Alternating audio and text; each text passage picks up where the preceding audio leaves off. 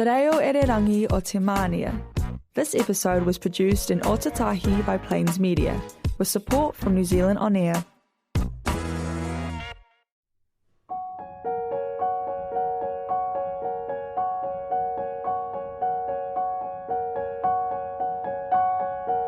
Today, the oceans hold their breath as we journey into Ringlet and the Day the Oceans Stop, by Felicity Williams, published by Ahoy, an imprint of the Cuba Press in 2019. Join Libby as waves of mystery, courage and wonder sweep us into an unforgettable adventure.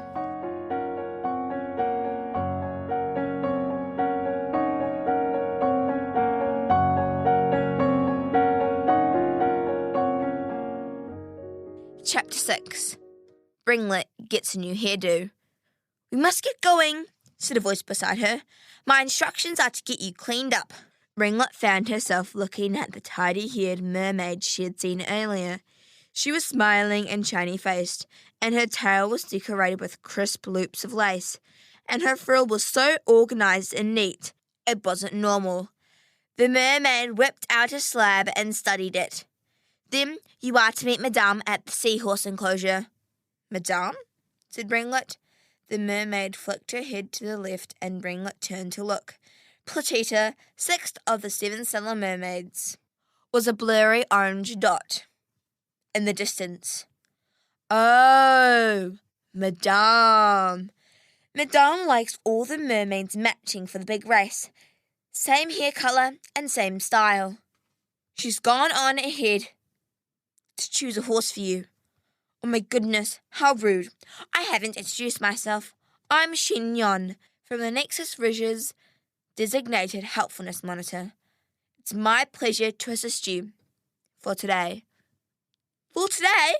Ringlet tried to sound casual. Shin Yon's a bit twitchy, but she's all I've got for a friend right now. One day was not long enough. "'Cause you'll be crossed off my list by tomorrow," chipped Shin Yon. "Gone." "Gone where?" said Ringlet, shocked. "I've only just arrived." "Gone a long way away. That's what she said. Which, actually, doesn't make sense because the race track is circular. So you'll finish where you began." Shin Yon was frowning. She felt like she was missing a piece of vital information. And for a helpfulness monitor, this was not a comfortable feeling.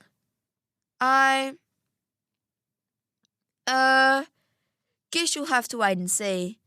She never leaves anything to chance.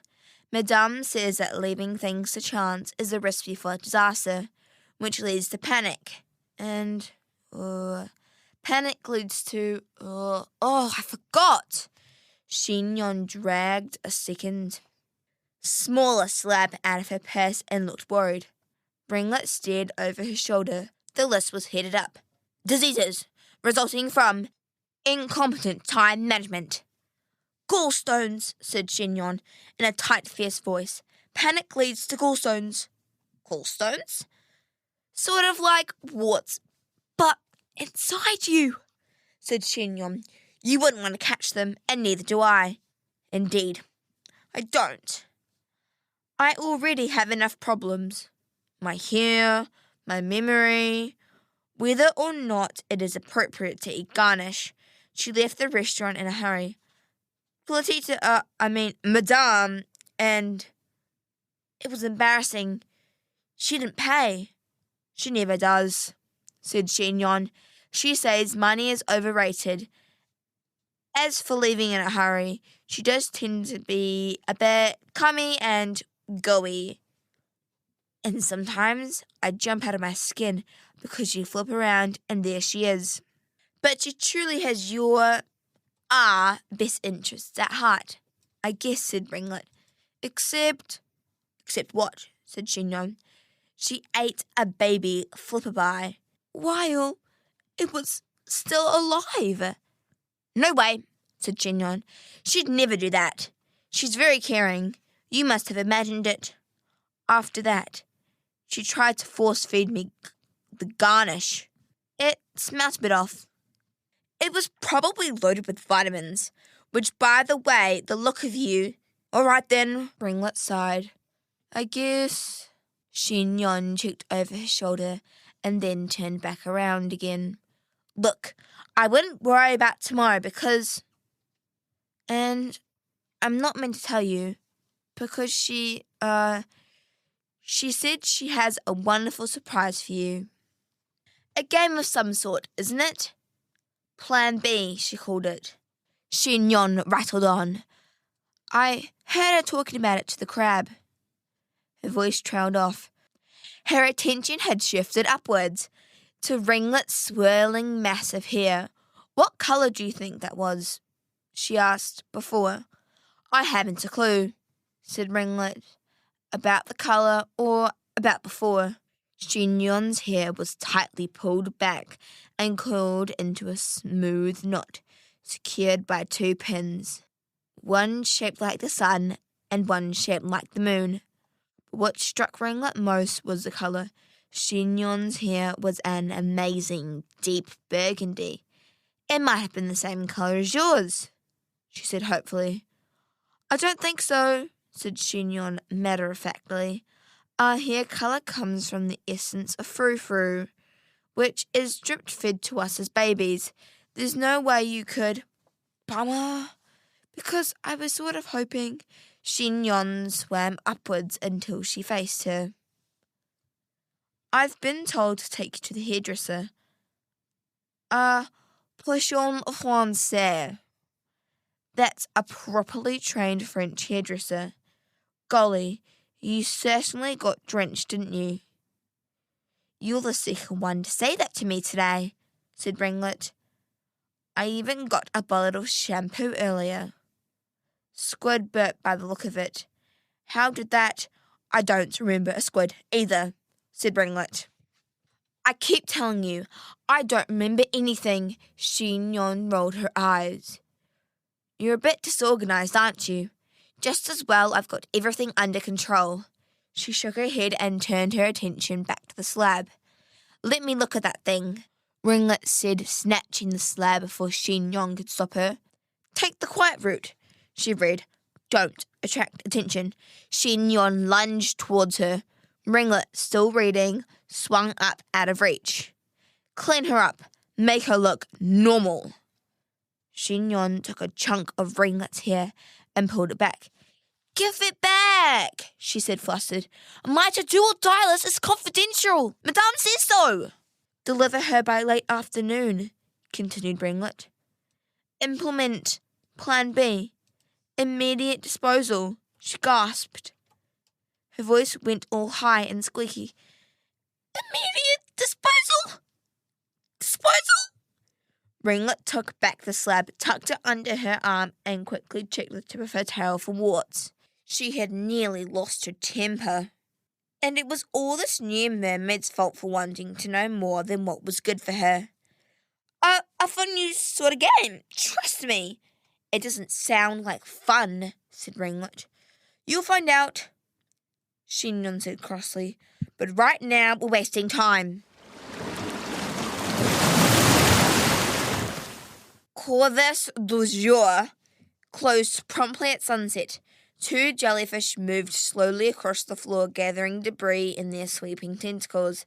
They didn't regret their decision to leave the stock. It had happened like this.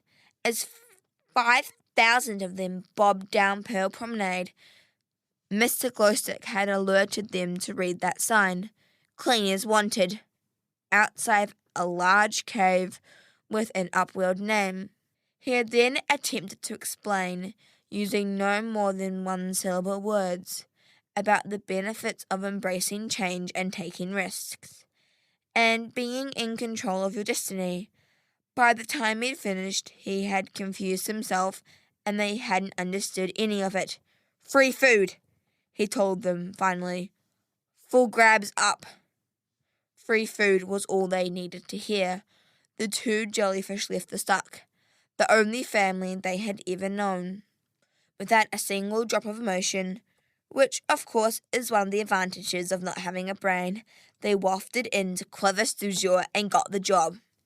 Today, the day before Derby Day, had been a long, busy day, and there were lots of food scraps for the taking. On the floor, near the corner alcove table, there was an unexpected treat. The jellyfish loved fresh crustaceans. Underneath this table were 14 dead crabs. Dead, but not stale. With a couple of rapid slurps, the jellyfish gobbled them up.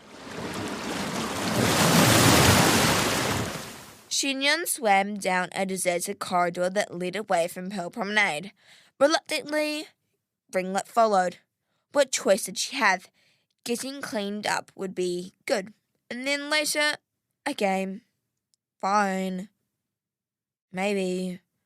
She needed to get Xinyan's list again and read the fine print. If there was going to be a game, she wanted to win. Oopsie, said Xinyan. Careful. Swing to the left. Ringlet swung. A stilly pond, isn't it? She said, noticing the flat patch of water. I was told to avoid them. You don't necessarily have to avoid them, said Xinyan. They're one of Madame's inventions. Clever, isn't she? They're designed to relax you. She's creating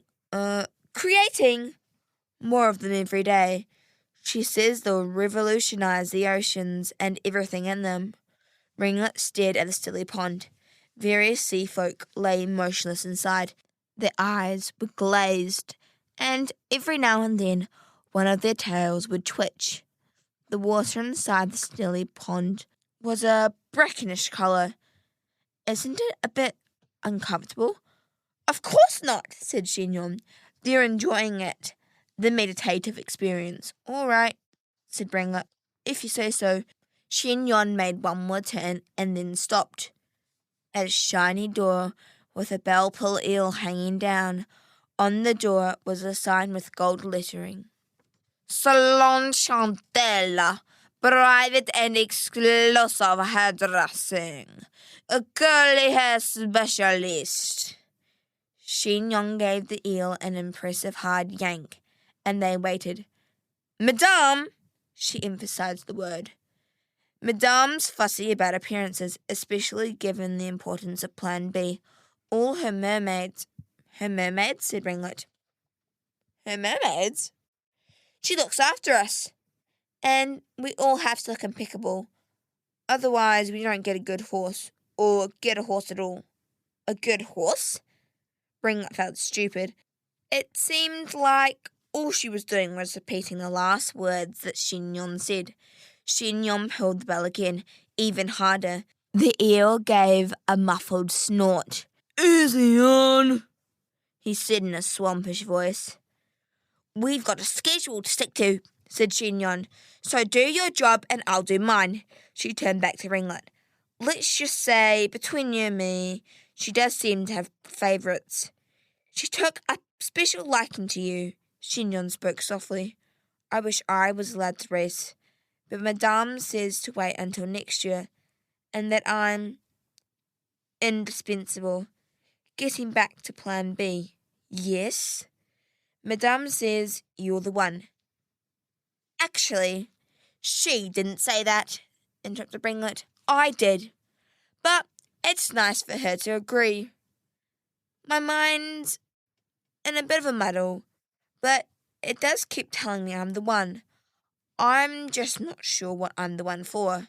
You're the one to lead the grand procession, said Xinyan, clapping her hands. There, now you know. But don't let on I've told you, or I'll be in trouble once I've delivered you. All cleaned up, I'll be able to tick you plus another 15 items off my to-do or to-die list. Do you have any idea what an honour it is to be chosen to lead the grand procession? Meringue and tiramisu are the favourites this year. You've never seen such beautiful horses. She'll be having one of them ribboned up for you as we speak. Ringlet was about to ask more, but at that moment the door opened. A glamorous, elderly, jet-black fish appeared. Her coat was lustrous and velvety. and she had 2 bright blue protruding eyes that seemed to be able to look in every direction at the same time. "Bonjour, Ms. Gelatinous." Chignon made the cutest curtsy Ringlet had ever seen. "Can you possibly squeeze in one more client?" Ms. Gelatinous ran a critical eye up and down Ringlet. The protruding eyes rolled. Ringlet hoped they wouldn't ping out of their sockets. A hairdresser, even one that was a poisson française, was no use if she couldn't see you. "No mistaking the order of the squid bob." Ms. Gelatinous coughed, and her black sequin fins went into a spasm. "Not after one has been in the hairdresser business as long as I have." They entered the Salon Chantal.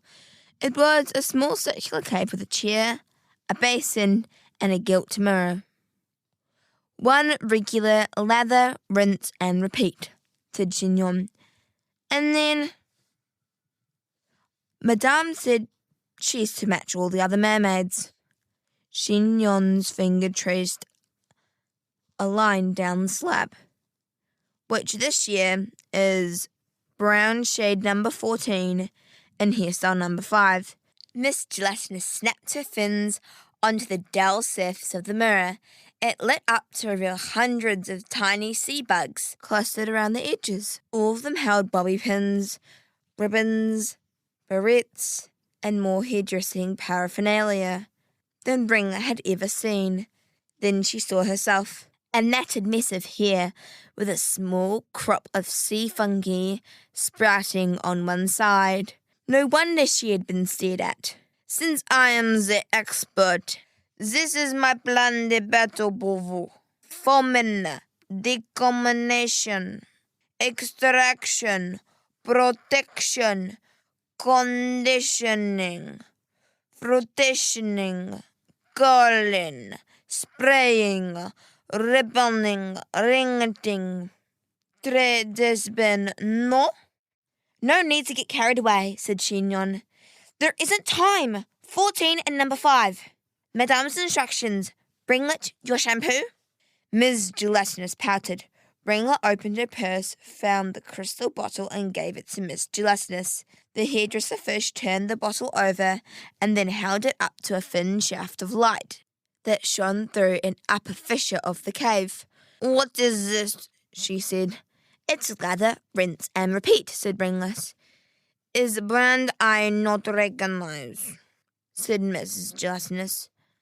"I know them all. Where did you get this?" "From, the chandelier. It was handed to me by I was sitting on oh dear." "Never heard of what you say, la chandelier." Ms. Gelatinous rolled her eyes. "I hope it is not cheap import. Is your own risk." Ms. Gelatinous shrugged, pulled out the stopper, and poured the contents over Ringlet's hair. A horde of sea bugs left the mirror and leapt onto Ringlet's head. Each one carried a rake. They scraped the slime from the top of her scalp to the bottom. "What is style number 5?" said Ringlet. "A simple slicked-back ponytail," said Chignon. "You need to see where you're going when you're in a race."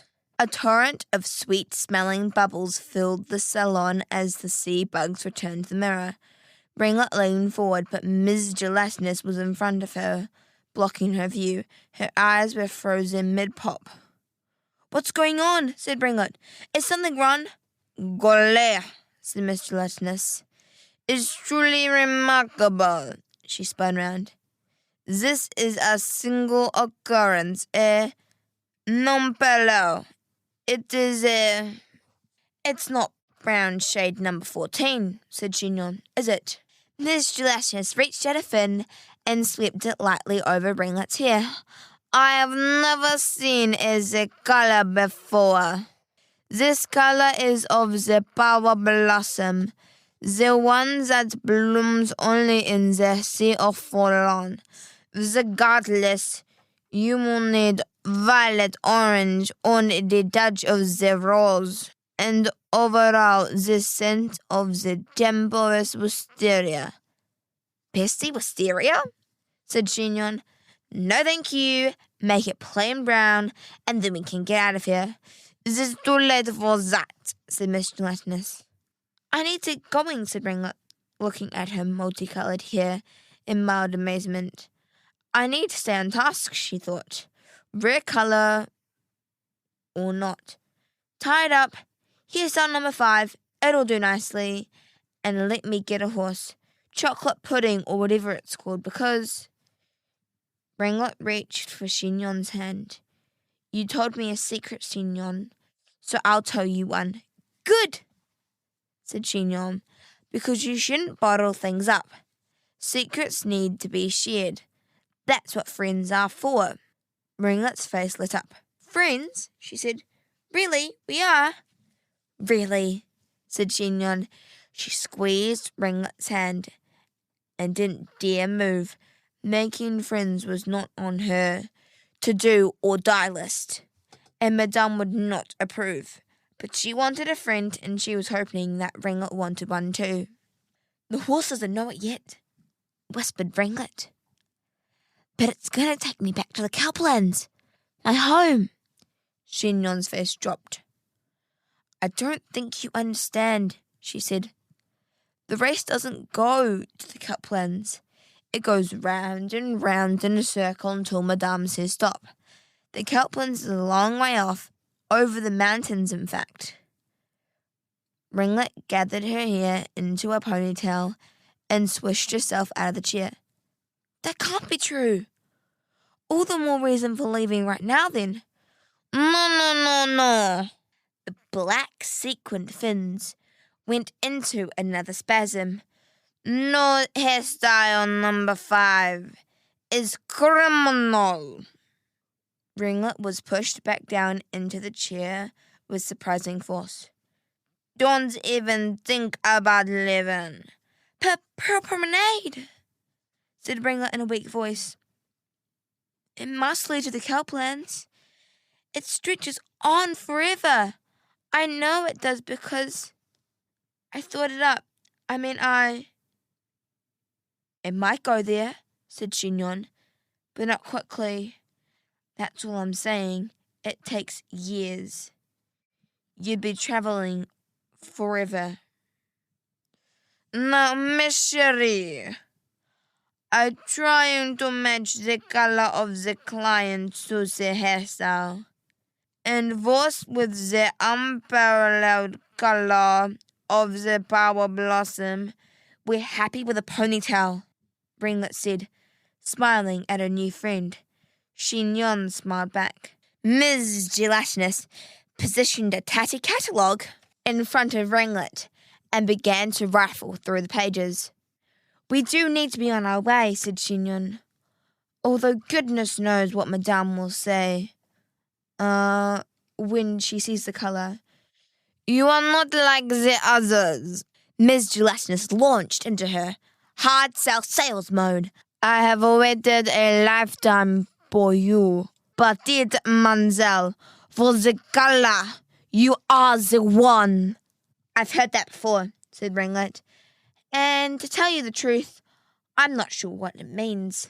Ms. Gelatinous pointed to a picture in the catalogue. The lonely Ringlet, sublime and elegant. Ringlet found herself staring at a serious-looking mermaid with a single tightly wound curl rigid down the centre of her back. It looked painful. I don't like curls, said Ringlet. I'm a plain, ordinary mermaid. Really, I am. Who's trying to escape the salon, get a horse, and get home, which apparently is going to take me years. And on page deluxe, Ms. Gelatinous said, with increased enthusiasm, the double banger, 8 ringlets, 4 on each side, 2 ribbons, and 2 hair clips to secure the scalp. Ringlet sighed. That was the dimmest mermaid I've ever seen, she thought. I'd rather be bald. Stick with the ponytail. Chignon broke the silence. Yes, said Ringlet. At least that's the way we get something right. The bouncy bob, the cliffhanger, the shiny thimble, the ring-a-ding-ding, complete with 200 tinkly bells. The no thank you. And the famous long ringlet. That's the mermaid called Scala, wore in the epic mermaid fable, gasped with the walls. Ring hated them all, until the last page. La pouf, said Ms. Gelatinous. Small, medium, or grande, she pointed. C'est très compliqué. Chignon dragged Esky out from behind an ottoman. We need to leave, we need to leave, we need to leave, she said rapidly, as if saying it 3 times would somehow make it happen. But Ringlet couldn't lift her eyes from the page. The picture showed a mermaid with hair piled high on top of her head, swept up in a wave that resembled the ocean itself. It undulated around in a spiral, tiny rivulets flowing into larger rivers, occasionally disappearing into mysterious caverns of twirled hair, and finally releasing themselves in a waterfall of ringlets, threaded through the hairstyle with strings of jewels, each strand mysteriously entering and leaving the rippling tresses. Like a game of hide-and-seek, she spun around in her chair to face the hairdresser. I'm going back home to the Caplands, she cried. So maybe it wouldn't hurt to be glammed up for the occasion, and do Esky to match. Chignon was hysterical. But you said a ponytail was fine, she wailed. You'll never get back, and dogs don't have puffs.